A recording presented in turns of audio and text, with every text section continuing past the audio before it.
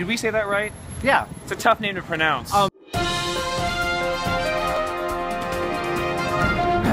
Hello, Andrew here. We're at Playwrights Horizons on a the horizon of Playwrights. On a very cold night to see the New York premiere of Stage Kiss, written by one of our favorite playwrights, Sara Ruhl.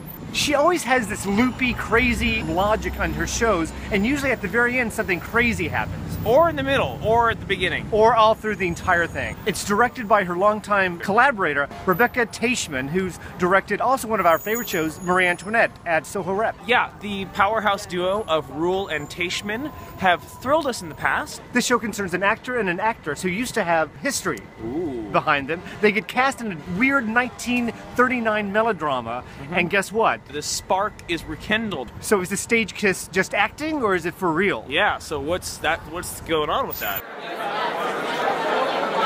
A aging actress who hasn't had a job in 10 years auditions for a Noel Coward-esque... It's like an imitation of Noel Coward, yes. Like a bad Noel Coward. For somebody who's known for doing such inventive and bizarre work, the premise of this play is kind of stupid. But the execution is brilliant.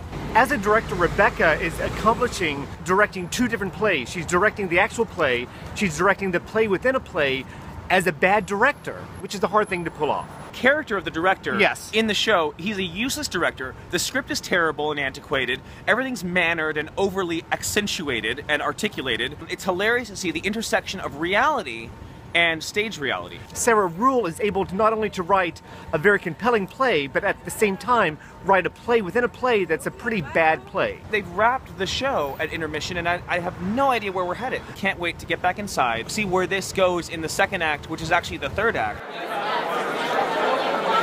Holy cow, the second act goes places I never imagined it would go. I had serious doubts after the first act. I thought, good. Fine, sure, it's a postmodern noises off, but where will it go? Oh my word, does it go places. This is perfect for any lover of theater. Anyone involved in the theater will get a big kick out of this. Dominic and Jessica do a very good job of playing people who've been carrying the torch for each other for a very long time. So much so that Ruhl has her work cut out for her to convince you that it should be otherwise.